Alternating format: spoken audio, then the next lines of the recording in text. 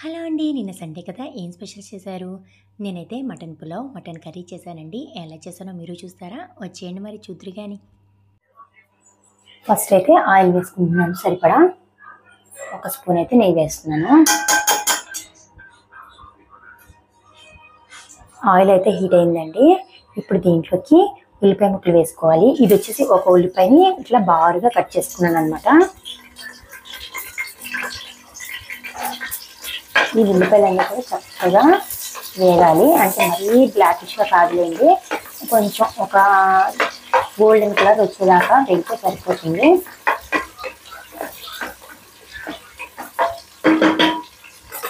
ఇప్పుడు ఈ ఉల్లిపాయలు వేగిన తర్వాత మనం అల్లం వెల్లుల్లి పేస్ట్ వేసుకోవాలి.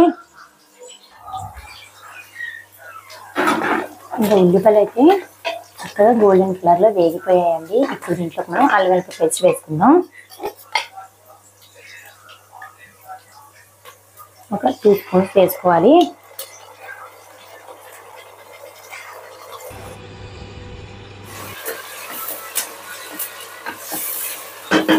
ఇంకా అల్లం వెల్లుల్లి పేస్ట్ కూడా బాగా వేగిపోయిందండి. ఇప్పుడు దీంట్లో అయితే కరెక్ట్గా 5 అంటే 5 పోసాను. కొన్ని పచ్చిమిర్చి బాగా ఘాటు ఉంటాయి కదండి, చూసుకొని కొంచెం మీ కారానికి తగ్గట్టు వేసుకోవాలి. ఇదంతా కూడా చక్కగా బాగా వేగిపోయిందండి. ఇప్పుడు దీంట్లోకి మనం బిర్యానీ సామాన్లు వేసుకుందాం. బిర్యానీ సామాన్లు అంటే ఎక్కువ ఏం వేసానండి. ఒక 4-5 బిర్యానీ ఆకులు, ఒక 2 యాలక్కాయలు, ఒక 3 బిర్యానీ పువ్వులు, ఒక 4-5 ముక్కలు దాల్చిన చెక్క, ఒక 15 దాకా లవంగాయలు. 15 ఉండవులేండి, 10 ఉంటాయి. ఇంక ఇవన్నీ కూడా వేసుకొని బాగా వేయించుకోవాలి.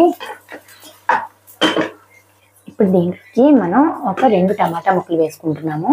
ఇది మటన్ పులావ్ కదండి, అందుకని చెప్పేసి ఒక 2 టమాటాలు అయితే వేసుకోవాలి. ఈ టమాటాలు గుజ్జుగా ఉడికిపోయేదాకా కాసేపు అయితే ఉంచుకోవాలి.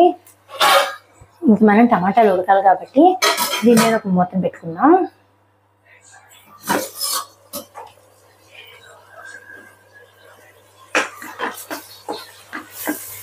టమాటా ముక్కలు అన్నీ కూడా చక్కగా ఉడికిపోయాయి. ఇప్పుడు దీంట్లోకి మనం మటన్ వేసుకుందాం.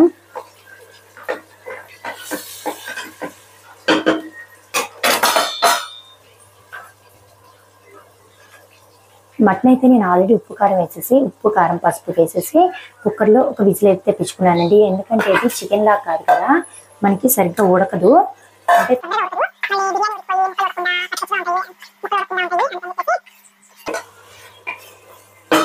ఇదంతా కూడా బాగా వేగాలి. మనం ఇది వేగేలోపు మనం ఇంకో స్టవ్ మీద మటన్ ఇగురైతే పెట్టేసుకుందాం.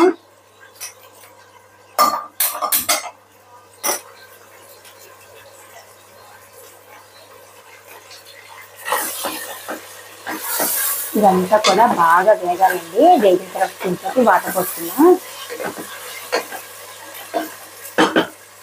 ఏదైనా మటన్ చికెన్ లా కాదు కదండి, ఉడకడానికి కొంచెం టైం అయితే తీసుకుంటుంది కదా, అందుకని మటన్ ఎప్పుడు తెచ్చినా కూడా నేను కొంచెం పెందలాడే వంట చేసేస్తాను. ఇంకా ఇదైతే ఆయిల్ కూడా హీట్ అయిపోయిందండి. నేనైతే మిక్సీలో ముద్ద వేసేసుకున్నాను. ఉల్లిపాయలు, అల్లం వెల్లుల్లి పేస్ట్ వేసేసుకున్నానండి. ఇది వచ్చేసి 3 ఉల్లిపాయలు, ఒక చిన్న అల్లం ముక్క, ఒక చిన్న ఎల్లిపాయ కలిపి పేస్ట్ అండి ఇది. ఇంకా కొంచెం ఆయిల్ హీట్ అయిందో చూసుకుందాం. ఇంకా అవ్వలేదండి, అయినా చేద్దాం. ఇదైతే చక్కగా వేగిపోయిందండి. ఇప్పుడు దీంట్లోకి వాటర్ పోసుకోవాలి. అయితే బియ్యం వచ్చేసి నేను 3 గ్లాసులు తీసుకున్నానండి. బాస్మతి రైస్కి ఎప్పుడైనా సరే ఒక గ్లాస్ బియ్యానికి 1.5 వాటర్ పోసుకోవాలి. ఇంకా 3 గ్లాసుల బియ్యానికి 4.5 గ్లాసులు వాటర్ అయితే పోస్తున్నాను.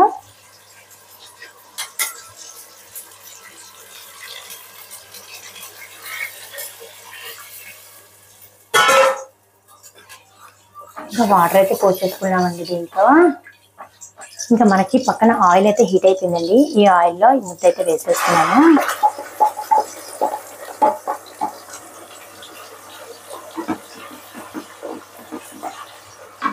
ఇప్పుడు దీంట్లోకి కొద్దిగా కరివేపాకు వేసుకోవాలి.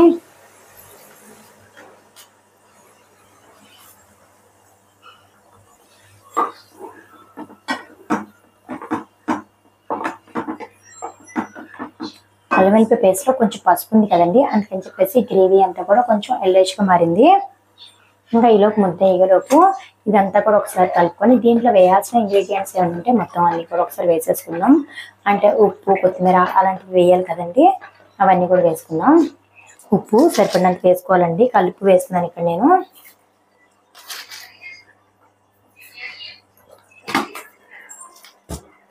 ఇంకా ధనియాల పొడి,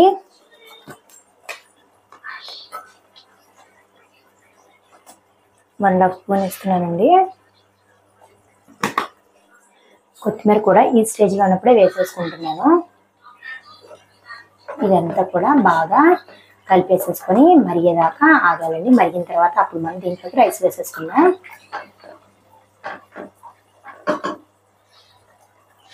ఈ గ్రేవీ అయితే వేగుతుంది. వేగిన తర్వాత దీంట్లోకి మటన్ వేసుకుందాము.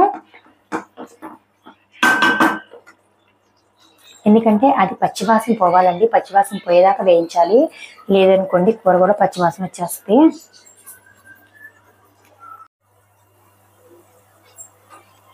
ఇంకా మొత్తం నీళ్ళన్నీ కూడా మరిగిపోతున్నాయండి. ఇప్పుడు ఈ స్టేజ్లో ఉన్నప్పుడు మనం రైస్ వేసేసుకుందాం.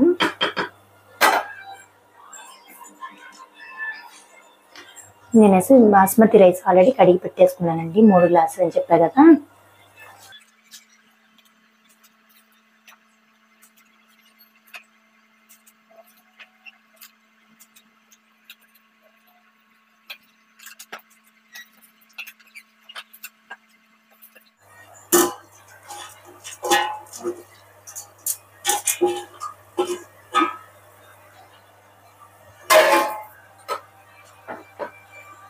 మొత్తం అంతా కూడా కలుపుకొని ఇంకా కుక్కర్ మూత పెట్టేసుకోవడమే. బాగా కలపాలండి, లేదనుకోండి ఈ మసాలాలు అన్నానికి పట్టవు. బాగా కలుపుకొని ఇంకా కుక్కర్ మూత పెట్టేసుకుందాం.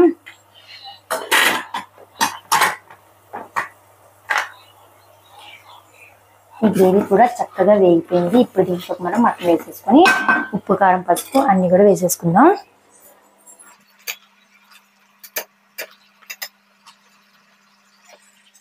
ఇప్పుడు దీంట్లోకి ఉప్పు, కారం, పసుపు అన్ని కూడా వేసేసుకుందామండి.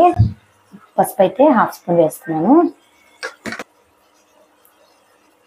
కారం వచ్చేసి 1/2 స్పూన్ దాకా వేసాను.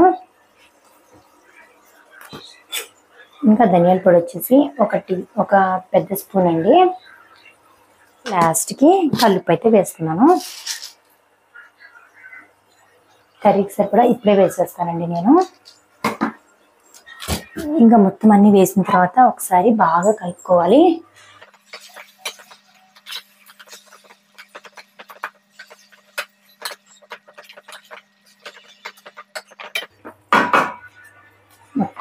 మొత్తం అన్ని వేసేసుకున్న తర్వాత ఒకసారి బాగా కలుపుకొని కాసేపు మూత పెట్టుకోవాలండి. దీనికి కూడా దీని విజిల్స్ అయితే పులావ్కి అయితే ఒక 2 విజిల్స్ వస్తే చాలండి, ఇంకా ఆఫ్ చేసేయచ్చు. ఎందుకంటే ఎక్కువ విజిల్స్ వచ్చాయనుకోండి పులావ్ అంతా కూడా ముద్ద ముద్ద అయిపోద్ది. మనం 2 విజిల్స్ తెప్పించామనుకోండి మనకి ఎంత కావాలో అంత కరెక్ట్గా ఉడికి ఆగిపోద్ది. ఇంకా అన్నం కూడా చక్కగా పువ్వులాగా వస్తుంది అనమాట. ఇంకా బిర్యానీ అయితే అయిపోయింది. దీన్ని పక్కన పెట్టేసుకుందాం.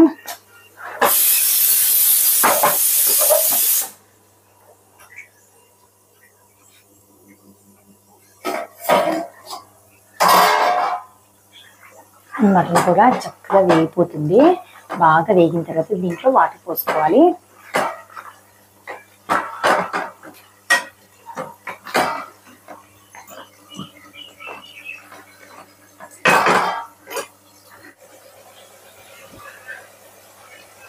ఇది కూడా బాగా వేగిపోయింది. ఇప్పుడు దీంట్లోకి వాటర్ పోసుకుందాము. అయితే ఇందాక మీకు మటన్ ఉడకపెట్టాను చూసారండి, ఆ వాటర్ ఉన్నాయి కదా, ఆ వాటర్ అసలు నేను బిర్యానీలో పోద్దాం అనుకున్నానండి, మర్చిపోయాను, గుర్తులేదు. అందుకని చెప్పి ఆ వాటర్ ఇప్పుడు ఈ మటన్లో పోస్తున్నాను. చాలా మంది ఆ వాటర్ని తీసి పడేస్తూ ఉంటారు, కానీ టేస్ట్ అంతా వాటర్లోనే ఉంటుంది. కొంతమంది ఏమో దాంట్లోకి కొలెస్ట్రాల్ వచ్చి చేరుకుంటుంది అని చెప్పేసి పారబోసేస్తారండి. ఇంకా అది వాళ్ళ ఇష్టం. ఇప్పుడు ఈ కూరలో కూడా కొత్తిమీర ఈ స్టేజ్లో ఉన్నప్పుడు కొద్దిగా వేసుకుందామండి. తర్వాత ఇంకొంచెం వేసుకుందాము. బిర్యానీ అయితే వెయిట్ వచ్చేసిందండి. ఒకసారి చూద్దాం ఉడికిందో లేదో. చూసారండి చక్కగా పువ్వులాగా ఎట్లా ఉడికిందో. మనకి ఇట్లా కరెక్ట్గా నీళ్ళు పోసుకుంటే కనుక ఒకటికి 1.5 నీళ్ళు పోసుకుంటే ఇట్లా చక్కగా పువ్వులా ఉడికిపోద్దండి. చూసారా మెతుకు మెతుకులాగే ఎంత బాగుందో.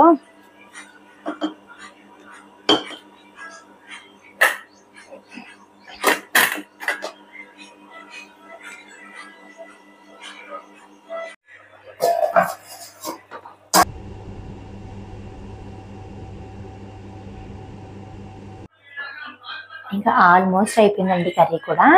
దాంట్లో కొంచెం గరం మసాలా ఇంకా కొత్తిమీర వేసేస్తే ఇంకా ఫైనల్ తినేయచ్చు. మీరేం చేశారు నిన్న? కామెంట్ సెక్షన్లో కామెంట్ చేయడం మర్చిపోవద్దు. అందరికీ బాయ్ అండి. వీడియో నచ్చితే ప్లీజ్ సబ్స్క్రైబ్ చేసుకోండి.